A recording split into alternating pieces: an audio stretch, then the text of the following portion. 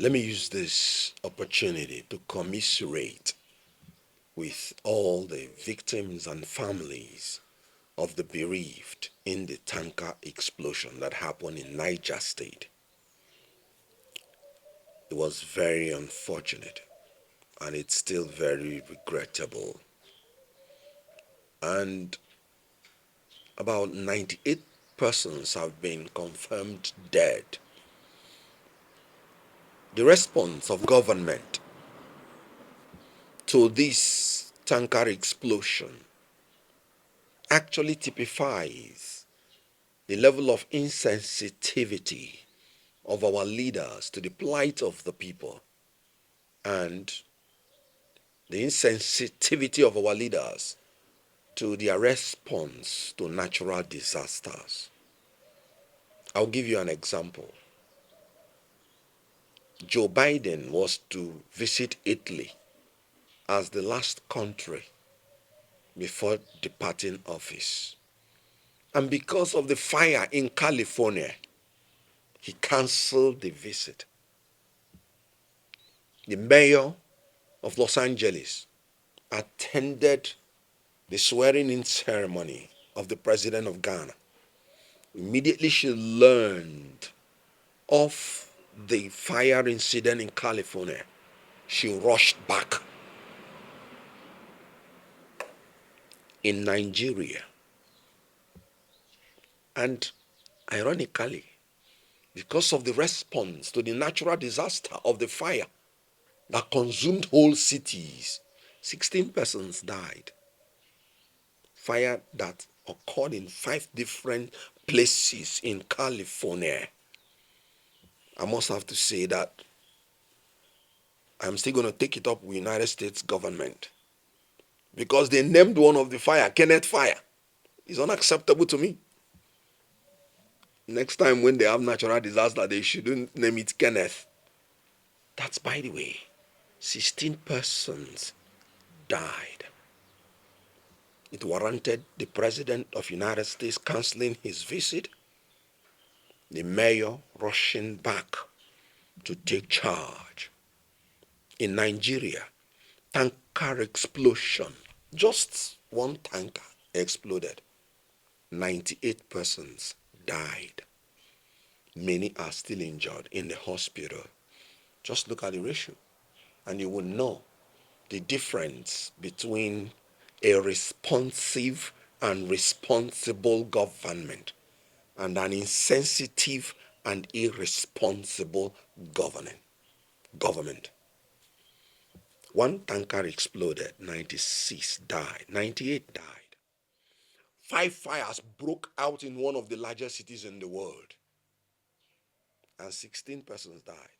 And it warranted the president to cancel his trip, the mayor rushing back, the governor, all of them were at the spot.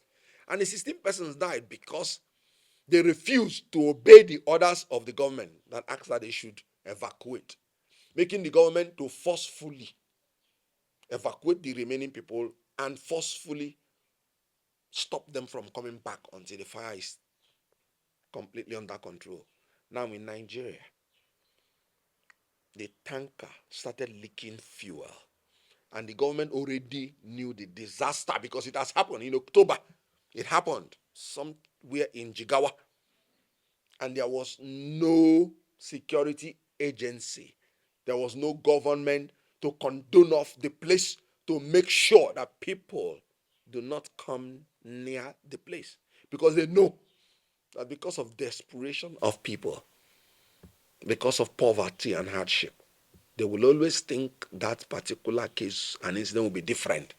So they think they can scoop fuel. A liter will give them 1,000 naira or more.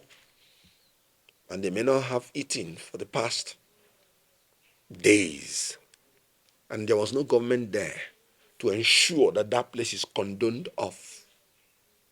And then the tanker exploded and 98 persons died. Where was your president when it happened?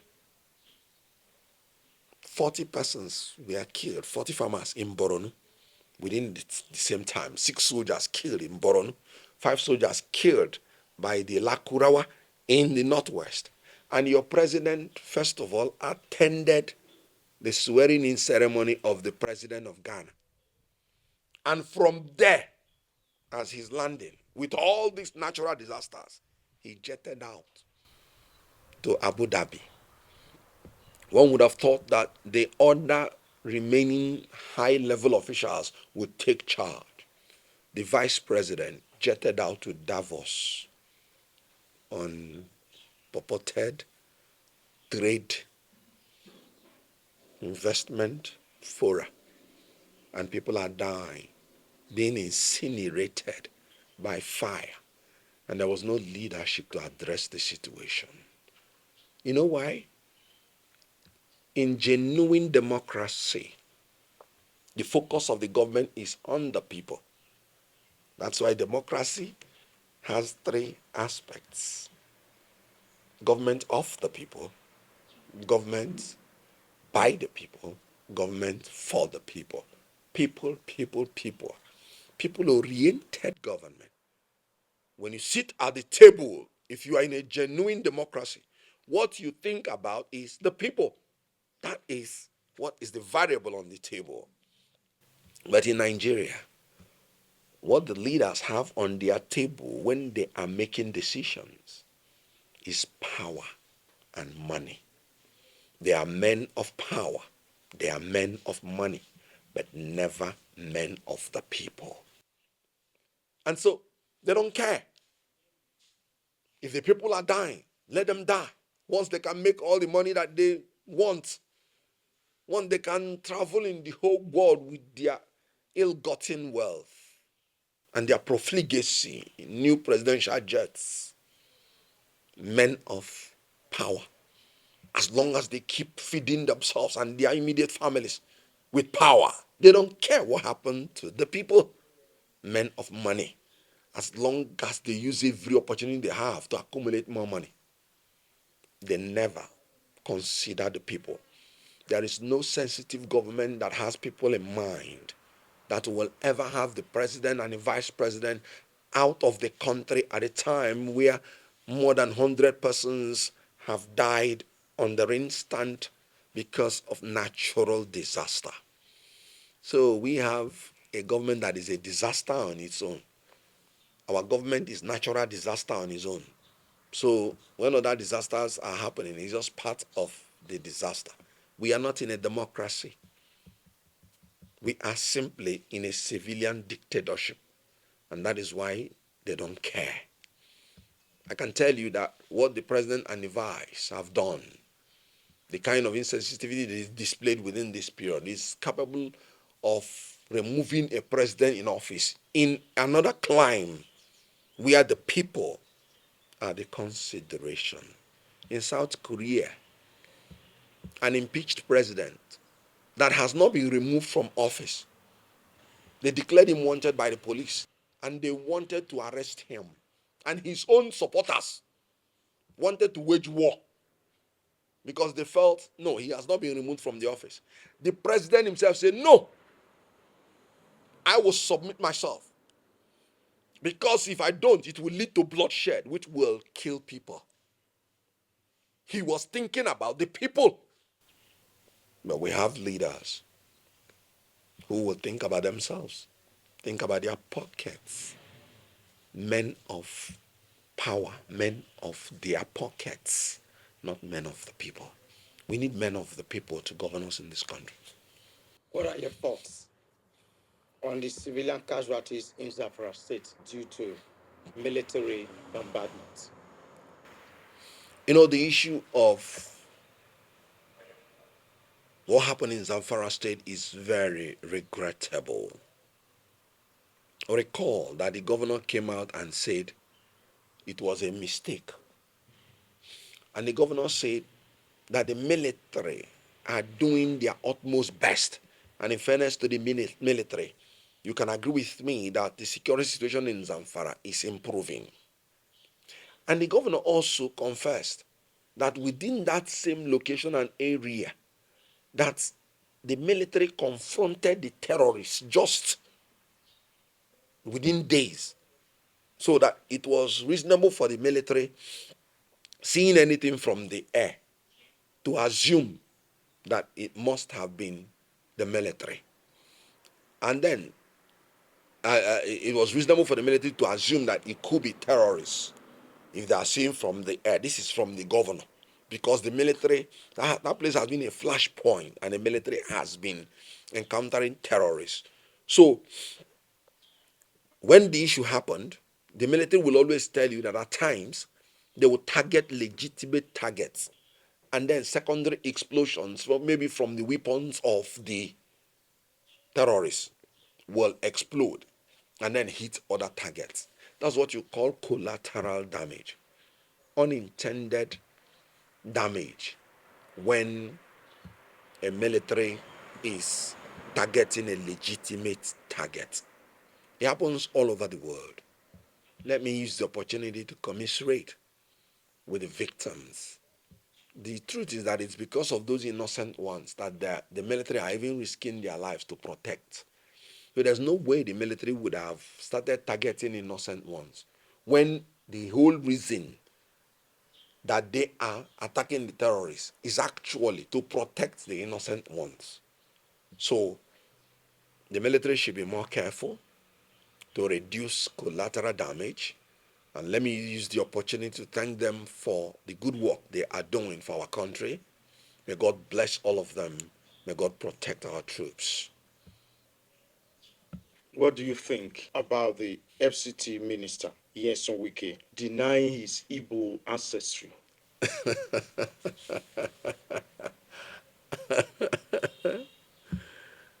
Well, you see, the issue of the FCT minister denying his Igbo ancestry is actually very amusing. I've seen the FCT minister, for instance, raising his hand and vowing during the presidential primary of PDP that whoever emerges from this primary as the presidential candidate, that I vow to support the person. He later on supported Tinubu in the presidential election after the vow. And he started saying, no, it's because he's from the south. And then I was asking myself then, when you were making the vow, were you not aware that you had some northern candidates that were contesting? You contested with them. When you were making the vow, did you say, I vow that if any southern candidate emerge from this convention, I'm going to support the southern candidate? Is it, if any person, if anybody emerges, I vow, use the word vow, to support the person? I saw him also vowing he will never say anything against Dele that will make him to cry. But the things he's saying about Dele now is even making Dele's followers to scream. Then you can imagine Dele himself. I saw him also vow that once he leaves office, he will leave his successor to have peace and will not come to disturb him. That is not the kind of person that disturbs his successor. His successor is the most disturbed successor in the whole Nigeria. So he has made a lot of vows which he had recanted. So if you don't like what the FCT minister is saying, just be patient. He will soon change. But let me talk about the issue of ancestry. Nobody chooses where he comes from. It's God that determines where you come from. That is one. Then secondly, the basis of nationhood from the ancient time is language. If you recall the Bible from the Tower of Babel, when God wanted to create nations out of the unipolar world, then he said, let us go and scatter their language. So when God did it, you discover that people now who understood each other, what they were speaking, now aggregated and became part of one nation. So it is language that determines your nationhood. Ikwere is Igbo, 100%. Ikwerego na Chineke dị mma. Ikwere. Wike means Wike, because in Igbo land, some dialects use the word Wike. If you remember, the former Senate president is Adolphus Wabara. So it's dialectical. Nyesom is Igbo. So by virtue of language, Ikwere is Igbo. And it is not, it is in his constitutional right to say he does not want to identify as Igbo. That's his constitutional right. But he cannot say he's not Igbo. Because by language, by tribe, he is Igbo and he doesn't have a choice about it. And again, if a Wike that is just a politician talks about Igbo, and the president of Ohaneze, who happens to be an Ikwere man, Senator Azoka Mbata, talks on what concerns Igbo. And then Wike's own political leader, who is Fubara, because the PDP concern is very clear. Once somebody is a governor, he is the leader of the state.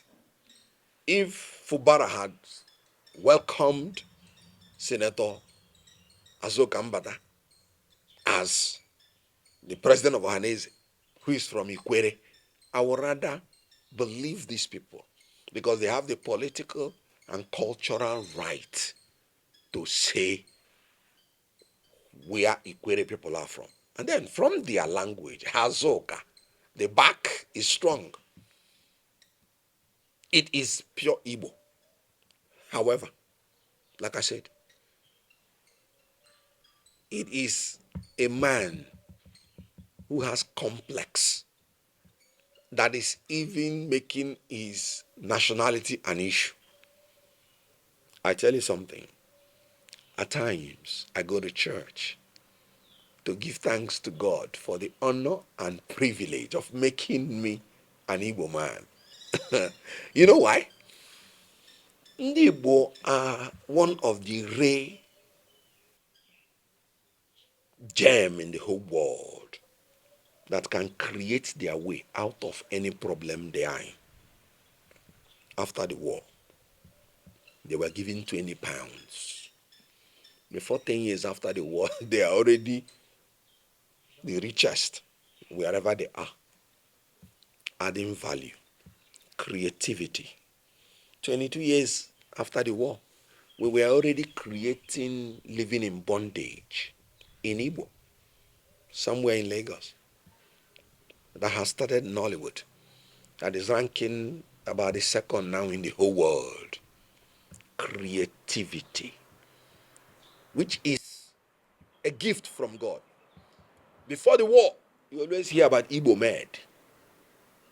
An Igbo man will sit down, and whenever he has any issue, he creates his way out of the problem. Do you know that since the Igbos were purged out of the civil service of Nigeria, out of the leadership from the highest quarters, Nigeria has never recovered from it? The best time of Nigeria was before the Civil War.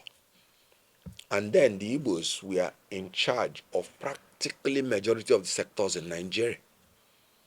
So what I'm telling you is that I thank God. I always ask God, what have I done for you to give me the privilege to be an Igbo man? And you can see it because he has given me all the faculties, mental and physical, to survive without governmental assistance. Pure creativity. So Ndi Igbo are not looking for people to be Ndi Igbo. Ndi Igbo are already grateful to God that they are made to be Ndi Igbo. Ikwere people are the ones who rightly identified themselves as Igbo, rightly indicated interest to be president of Ohaneze, and Ndi Igbo from the southeast, knowing that they are our brothers. One thing you can't find in the DNA of an Igbo man is segregation. No. Because by nature he's a traveler, he is a trader. And these two natural traits demand that you welcome everybody from wherever they come from. I'm sure that even if Yoruba and Hausa want to say they have become Igbo tomorrow, Igbos will still accept them and all of us will be one. That is just it. So when you say Wike is saying, don't be surprised if you go to him privately, with his voice. mechano da onye gwa gị na mabụrụ Igbo ị ka mbụrụ Igbo ị ka mbụrụ onye Igbo ị rapụ ihe politics a ị mụrụ na ihe politics ị ka mbụrụ onye Igbo hapụ ya. You'll be surprised that's what he will say.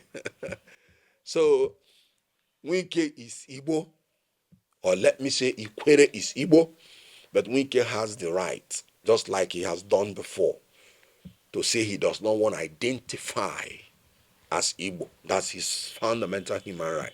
But if you don't like it, just be patient. He will soon change. Ekari abụrụ onye Igbo. React to the alarming situation in Edo State, where thugs and non-state actors are intimidating plaintiffs at the election tribunal, while the police do nothing. You see why I'm always shouting about rule of law? Rule of law is very, very important. The principle that says every action shall be done in accordance with the law. I was alarmed when the gubernatorial candidate, one Ajaka, who contested to be governor in Kogi State, right there in Supreme Court, himself and his supporters were molested. Some of them, they even stoned him right there in the Supreme Court, even after judgment. The security agencies must realize that they swore to uphold the Constitution, and they must realize our politicians come and go, but they are civil servants. The way they act as if they are providing cover for the ruling party. What is happening in Edo State is very, very concerning and unfortunate. We must learn to respect the institution of the court. The court is a hallowed ground. When we were young, even when we go to the court on Sunday when nobody is there, we're scared to go into the court. Even if it is with a thatched roof. But now, we're throwing decorum to the air. Security agencies must live up to their job.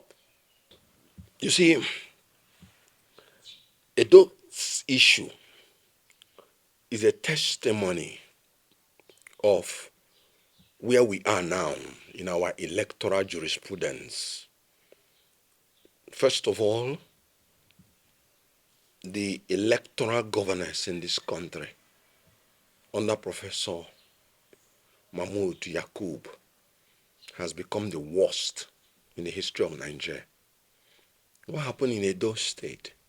Despite the fact that everybody was warning that there are some entrenched interests that have their own relatives as appointees of INEC, what a responsive, independent, autonomous agency would have done was to remove those people that are obvious relatives to people that have vested interest in the outcome of the case. No, but they didn't do it.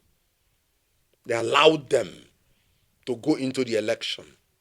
And after, we saw how mutilated results.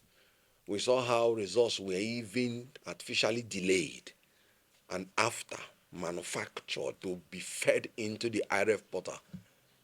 One non-governmental organization, Athena Insights, by Osita Chidoka, he said even the back end of beavers has been tampered with. That anybody who, after seeing what happened in those states, say he wants to go and contest election under this atmosphere is mad. Meaning our electoral system is dead. He said any court, according to their findings, that see all these things and do nothing, then something is wrong somewhere. Then again, you saw how the plaintiffs or the complainants or the petitioners in that case, after the election, they had to go into protest to even receive the documents from INEC. Meanwhile, the law is clear that after the election, any person who wants to have a copy of whatever happened, that INEC must give them all. Yet, then now they are in court. People are being intimidated. Whether it is the ruling party that is being intimidated or the PDP, it is the duty of the security agencies to apprehend those people and bring them to justice. So we are gradually getting to a point where the electoral administration is ineffective and the judicial adjudication is jaundiced. If we are not careful, then we are actually trying to use our own hands to destroy the Fourth Republic, because anything outside the sovereign will of the people being recognized and given effect to during elections is not democracy. Democracy is the government instituted by elections. People express their sovereignty through elections, electing their leaders. Election is the first pillar of democracy. Without election, there is no democracy. Or there cannot be democracy without election. So sitting down and writing results and then frustrating people from seeking justice from the court is the clear respite for electoral disaster and the termination of our democracy. If democracy is terminated, it will not pay anybody any good. So the people must also rise up and stop being docile. I thought they were saying Edo no be Lagos. Now wow. Edo don't become Lagos. Edo is now in the pocket of Lagos. So if Edo people know how to turn back the person they turn back and root at the back of the person, Edo no be Lagos, they should live up to the true meaning of that. So, what are the implications for democracy, and what actions should the president do? First and foremost, it is really very disheartening that people should be calling the president to come and do something in a democracy, because the president is a partisan politician. So if you're calling him to come in to help you, especially when you're in the opposition, can't you see how faulty your mental reasoning is? Is it the president that assured them he was going to give them a do before even election? Is it the person you want to rely on to come and help you? That means digging your collective political grave. I've said it. The way forward in a democracy is that the opposition must rise up and be united, including members of the ruling party. In South Korea, when the president of South Korea declared martial law, his own party joined the opposition to take him out because he became a threat to democracy. Any president who does anything whatsoever to manipulate election, he's a felon. He is a man who is the person actually that is rigging election. In other words, he is the president that is embarking on a civilian coup to bring about a government in a way not anticipated or stipulated by the Constitution, to bring a group of people to govern Nigeria or any part of it, not in accordance with the Constitution. Do you think a president cannot be a treasonable felon? No. It's happening in South Korea now. So any president that brings himself out to help any agency to rig election, the people must rise up and enforce the law against that president. That is the only way democracy can survive. Eternal vigilance is the price we have to pay for being in a democracy. It is foolishness on the part of the opposition to be calling on the president to come and help you. The president that is a partisan hawk, the president that is a member of a political party, the president that has assured his followers he was going to deliver a dough to them, then you're calling him to come and help you. You will be there forever. Power is not given. The president himself told all of us that power is not served a la carte. You snatch it, fight for it, you grab it, you run away with it. What would the opposition do? Good. They have to organize themselves. That when the president and his people want to come and snatch their victory, they will finish them there. There is no other way out. The law gives you the power to liquidate any person that wants to carry a queue in Nigeria. And rigging election is one of the queues. So people rise up to enforce the law on anybody, including the president. During the regime of Buhari, what did Buhari say? Anybody caught carrying ballots or snatching ballot box, the person should be wasted. That was what Buhari said. So what are you? And Festus Keyamo then came out to defend it. Buhari was not saying it as the president, no, because he was also a candidate. He was saying it as the citizen of Nigeria. Time has come when the people will rise up.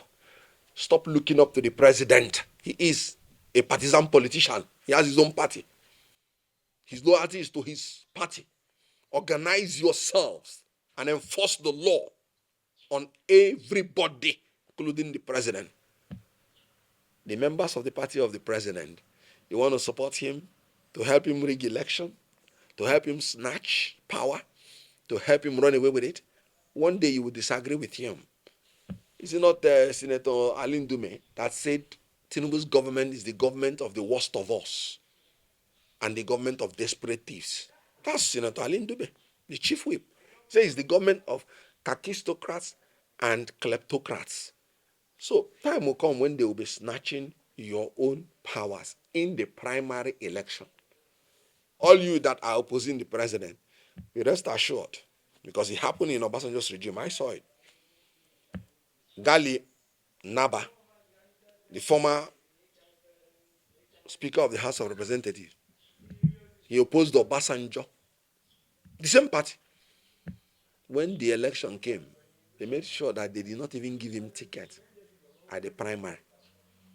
So this is the time for all of us to come together as citizens of Nigeria to enforce the laws of Nigeria, including electoral laws, on everybody, including the president.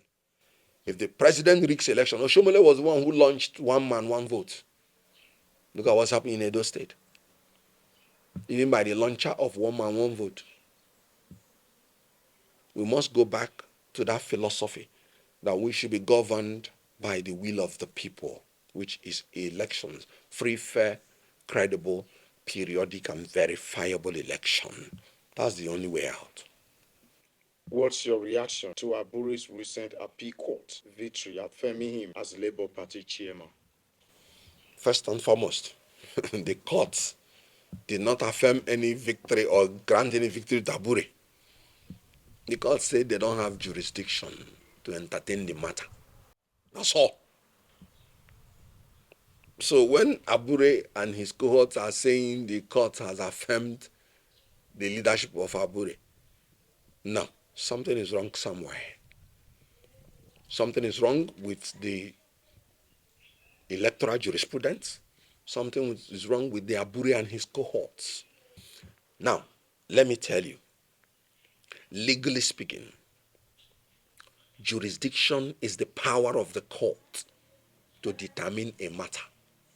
So the court does not have jurisdiction, then the matter is dead. Any judgment that comes out of the matter, no matter how articulate by the judge, is a nullity. It goes to no issue. That is what jurisdiction is talking about. It is fundamental. So when a court say, no, this case came to this court, and this court has no jurisdiction to entertain it, it means the case is dead like dodo. Abure was the one who went to court. So what it means is that his case going to court is dead like dodo. So Abure did not get any victory, and they know it. But here is the abracadabra. The Court of Appeal now, strangely though, said they are importing another case, which they settled in 2024, November. And they are importing it to replace the case before them. And that the judgment of that imported case is now going to be used to replace the judgment that is before them. That is illegal. That is unknown to law. You do not import another case and use it to replace a case that is not existing. In other words, you can't put something on nothing and expect it to stand. You courts, you have already said this case is nothing, because that's what jurisdiction means. Then you cannot say you are importing another case to put on that case you have said is nothing and expect it to stand. No, it will collapse. 0 over 1 or 0 over any number is 0. 1 over 0 or any number over 0 is still 0 or infinity. So the Court of Appeal did a kind of judicial abracadabra by saying that the judgment that they gave on so and so day stands. Let me now tell you the abracadabra. If that judgment, which they say they gave in 2024, is similar to this case, what it means is that if they don't have jurisdiction in this case, then they will not have jurisdiction in that case if they are the same, if they are similar. Isn't it funny? How can you say you don't have jurisdiction in this one? Because you said when it comes to the leadership of a political party, the court does not have jurisdiction. And then you said you tried the leadership of this political party in this other case.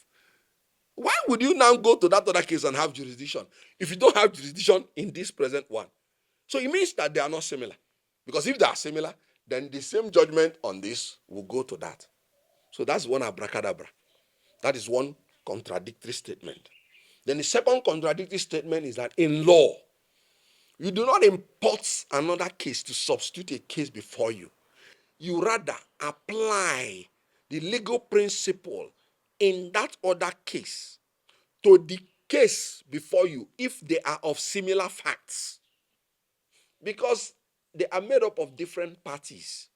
So there's no way you can come and say, I am using a Biseni's case to come and give Nnadi as the judgment for Nnadi. That is ridiculous. Indeed, it is very ridiculous. The leadership case that they handled before was a Chief Ebiseni case. How can you come to a Senator Nnadi's case and tell Senator Nnadi that the judgment I gave in Ebiseni is now your judgment? Nnadi will say, no, sorry, I am not Ebiseni. I came with my own case. So since you have said that Abure does not have jurisdiction, Abure's tenure is over. So it is another abracadabra that a court of appeal is saying the judgment they had in another case is now the judgment they are maintaining in a case where they don't have jurisdiction.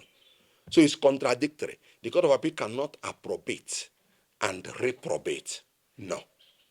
So as it stands now, Abure has lost because he went to court and court told him, we don't have jurisdiction to entertain your case. So what is the situation? The situation is that the Labour Party, through its neck, had appointed a caretaker committee when INEC itself, the supervisory agency to political parties, indicated that Abure's regime is over because he did not organize any convention known to law. The Chief Ebiseni's case has nothing to do with the convention. Chief Ebiseni's case was talking about the gubernatorial struggle between candidates in Ondo State. So about the leadership of Labour Party, the court has said that Abure went to court when the court does not have jurisdiction. So his case is a nullity. So what happened now is that the decision of INEC that the regime of Abure has ended stands, because that is what took Abure to court. When Abure went to court, the caretaker committee was not even established then. They came in along the line, and that's why they came in by joinder.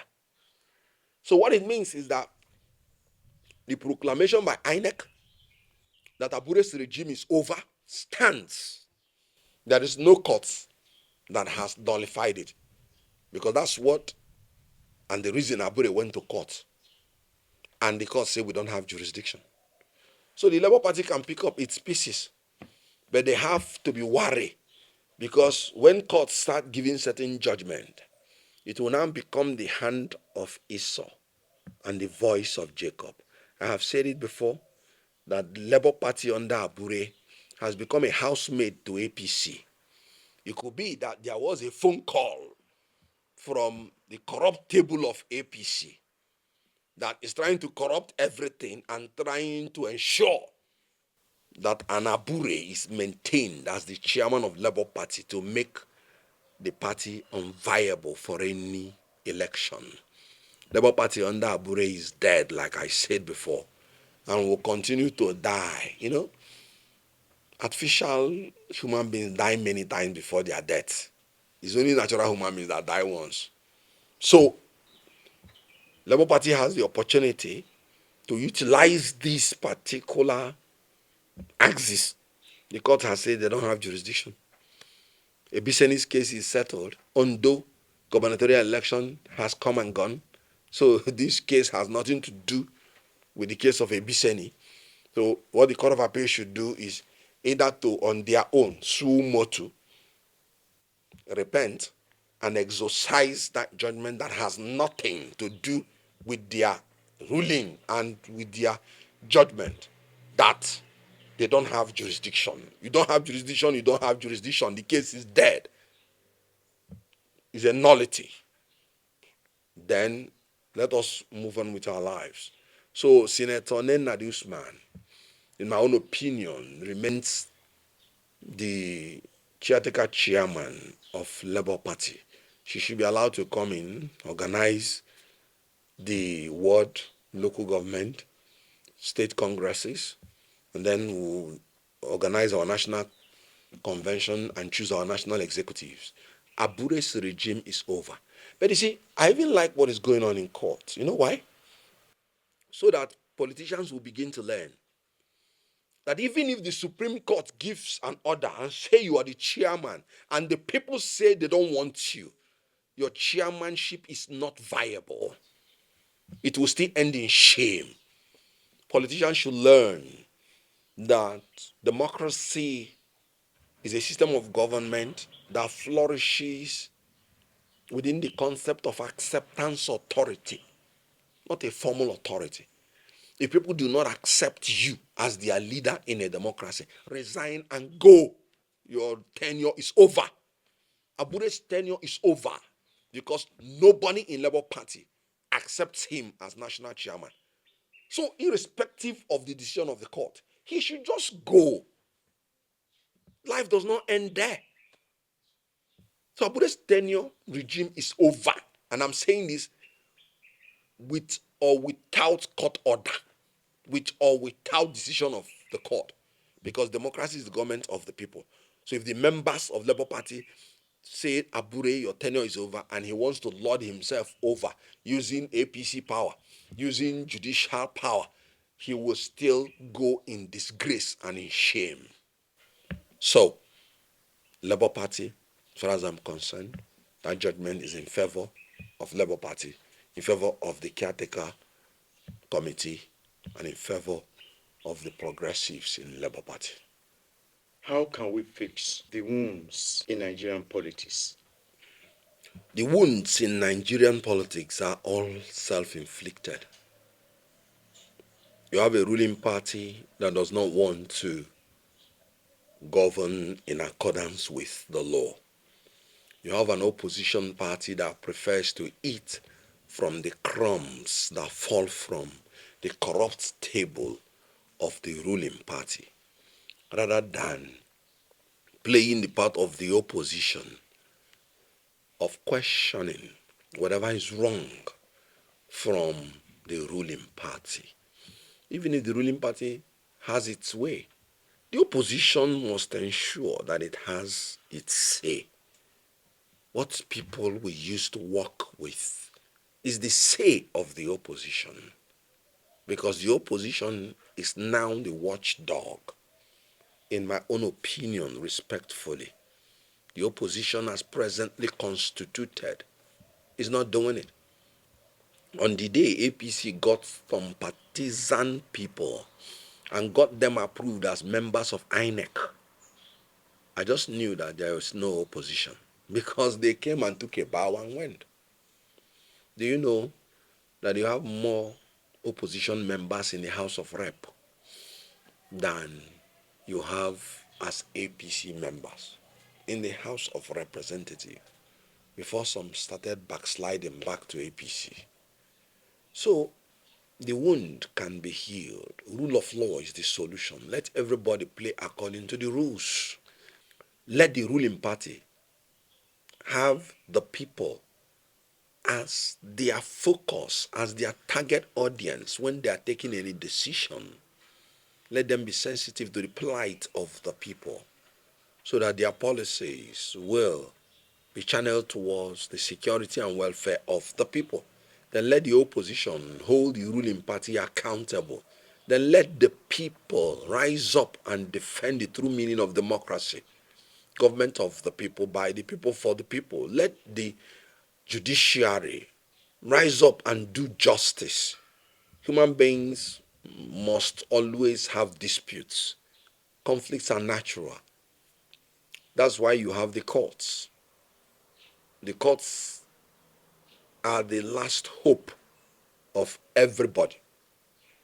In a democracy where everybody is equal, the courts are the last hope of everybody. So let the courts live up to the true meaning of its name, the last hope of everybody. It's no longer the common man. You have seen very rich people needing the court to have justice. In democracy, it's the rich people that contest election most times. So it's the rich people that go to court to seek for justice. So the courts must live up to the true meaning of justice, being fair to everybody. And one of the tenets of rule of law is equal subjection of everybody to the law. So the wounds are healable. They can be healed. Separation of powers, legislature, checking the executive, oversighting the executive, ensuring that the laws that they made are being observed by the executive, ensuring that corruption, inefficiency, and waste in the executive are exposed for the people to be aware of what is happening and holding the executive accountable to the people. Then the executive, like I said, governing in accordance with the law, and the judiciary adjudicating and dispensing justice to all political parties, ensuring internal democracy that trumps up competent leaders that will govern the people. Then the people rejecting docility and becoming vigilant. That's the only way to guard democracy, enforcing the law on everybody, including the president. What are your thoughts on the Kano Emirate leadership tussle? You know, this issue of Kano State is worrisome because of the angle of the judiciary in it. I am not from Kano State, and I'm happy that the two emirs that are in question are all from the same descendant. They share the same father. So it's not an issue of siding anybody because I'm not from Kano State. They are from the same family. It's quite unfortunate that they are allowing politics to come in to divide them. What is happening in Kano State as it concerns the Emirate of Kano and the stool of the Emir is political. And politics has no business with the traditional institution. It's supposed to be a sacred institution that is upholding the culture of the people. Now, I'm delving into it purely to bring out the legal implications of what has happened so far. I am aware that some time ago, that Emir Sanusi was chosen when it was the regime of Kwakwanso to be the Emir of Kano. I am aware that Ganduje came in, and Ganduje alleged that Emir Sanusi misconducted himself, queried him, and believed that he found him wanting, and then deposed him, and then banished him. I am aware that in the ancient days, whenever any emir is banished, or whenever any emir is dethroned, he is banished. Sanusi's own grandfather, or thereabout, that was an emir, he was dethroned and was banished. I'm also aware that when the Sultan of Sokoto, Dasuki, was dethroned, he was banished. And I'm aware that when Sanusi was banished, he went to court. And the court he went to was Federal High Court. He was banished based on the chieftaincy law and then the convention, because that has been the convention. And the Federal High Court assumed jurisdiction and rightly, in my own view, held that his fundamental rights were impinged on. And since the fundamental human right is a constitutional provision, it towers above the ordinary laws of the land. So it takes preeminence before the chieftaincy laws. But the point here I want to make is that what it meant was the Federal High Court had jurisdiction, even though the banishment stemmed from chieftaincy law. But because the substance of the issue was fundamental human right, the Federal High Court assumed jurisdiction, determined the case, and gave judgment in favor of Emir Sanusi as to his fundamental human right that he's not supposed to be banished. So it was the Emir that asked that he doesn't mind staying away from Kano, but his freedom of movement should not be restricted. And I use the word rightly because the Supreme Court has held that the Federal High Court and the State High Court have concurrent jurisdiction on the issue of fundamental human rights. Having said that, I am aware that when this present governor came in, he seemed to be pro-Sanusi, being a protege of Kwakwanso. So, during Ganduje's time, the law, Kano State Emirate law, or thereabout, was amended, and they created more emirates from Kano. And when they created those emirates, I'm aware that Emir Sanusi still retained his position. So it was not the amendment of the law that removed Emir Sanusi. What that means is that you are expanding an emirate or you are shrinking it has nothing to do with the stool of the emir, because the stool of the emir was existing before even we had our independence. So shrinking the size of it by law or expanding it has nothing to do with the stool of the emir. That was why when Ganduje amended the law to create more emirates, Emir Sanusi still remained the emir of Kano. It was when Ganduje alleged that he misconducted himself and queried him that Ganduje now deposed him. Now, Ado Bayero was installed to become the emir of Kano. So when Governor Yusuf came,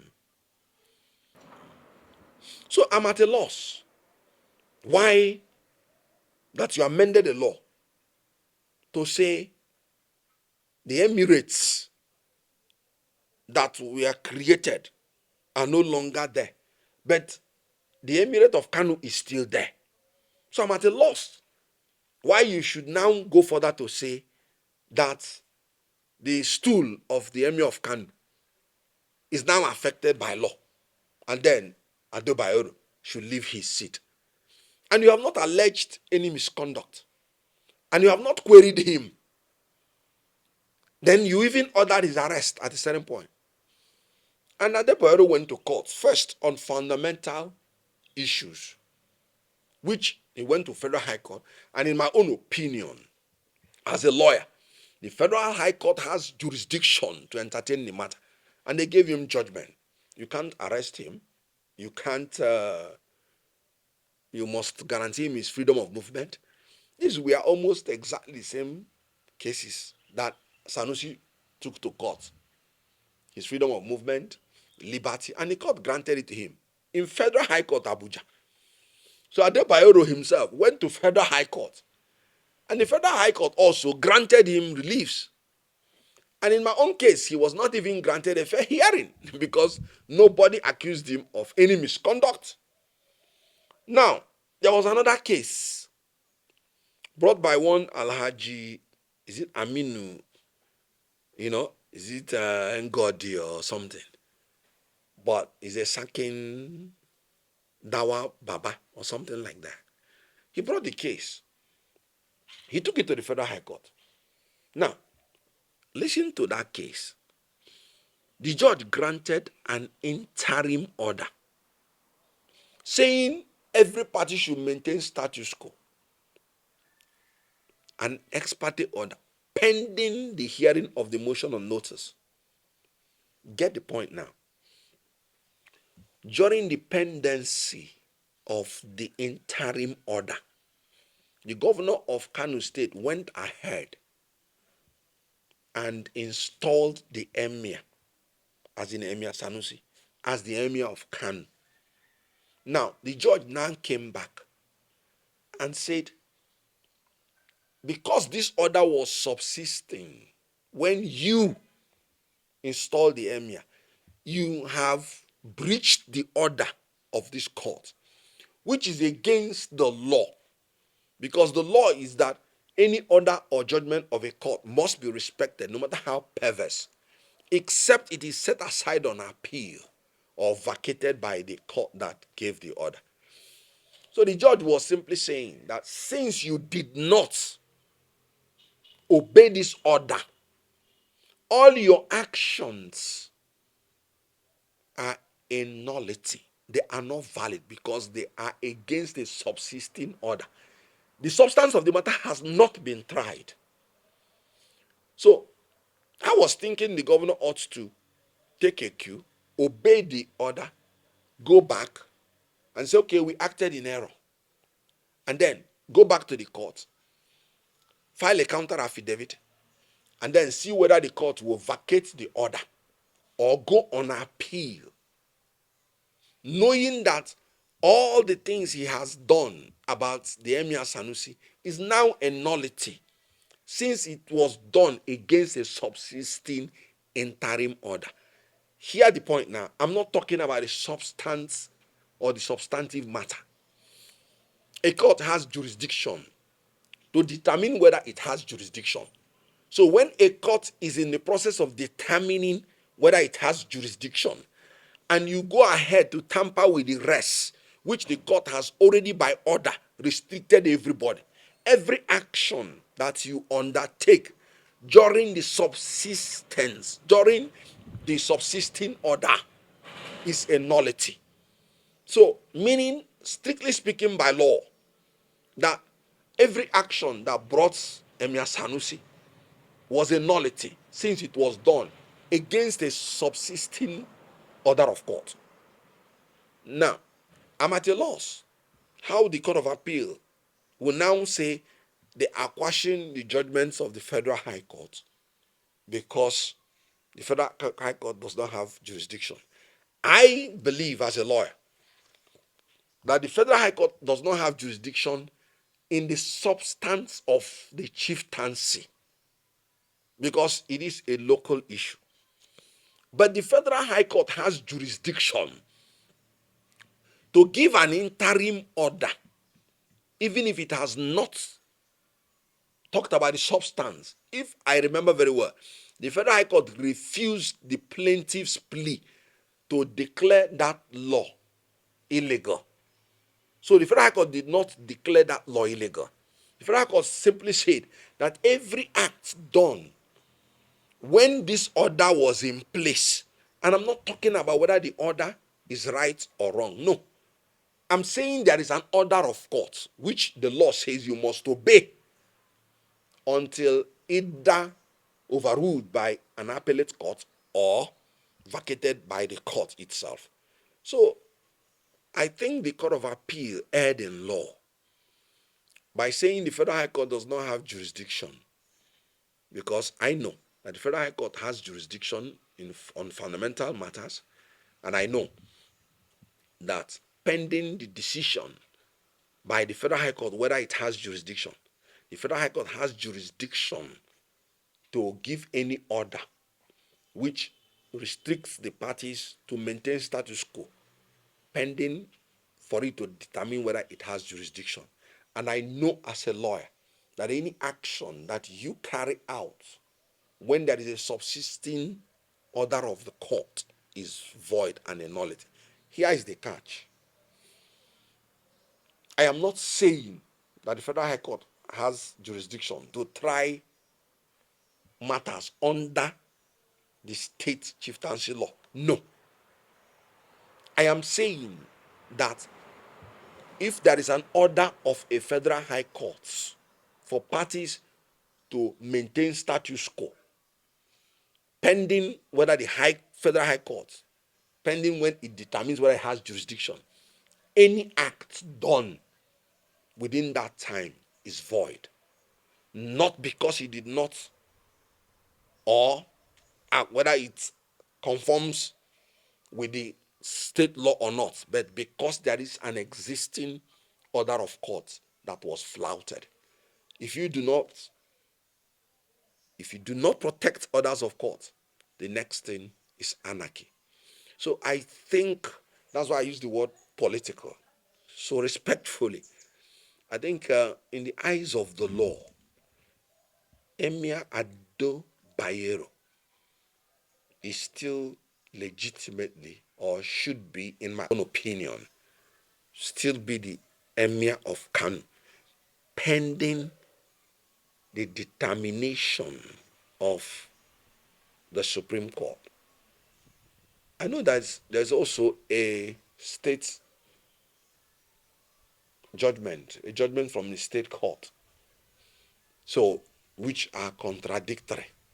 So the Supreme Court should take up this matter and realize the implication that if you now say that when you remove a community from the kingdom of a traditional ruler, that the traditional ruler has now lost his seat, then that what it means is that I can go to Onitsha and remove one little village from the Obi of Onitsha's kingdom and say that the law has nullified the seat of the Obi, or go to Ife and remove one kingdom, say I'm doing an amendment that this little village is no longer part of this Ife. Like when they divided states. When they divided states, the governors then did not lose their seat because they divided states. You appoint a new governor to the new state. So it's dangerous for you to say that you amended a law and then you removed some emirates from an existing kingdom, and you say for that reason that the emir has lost his seat. It is not tenable. So morally,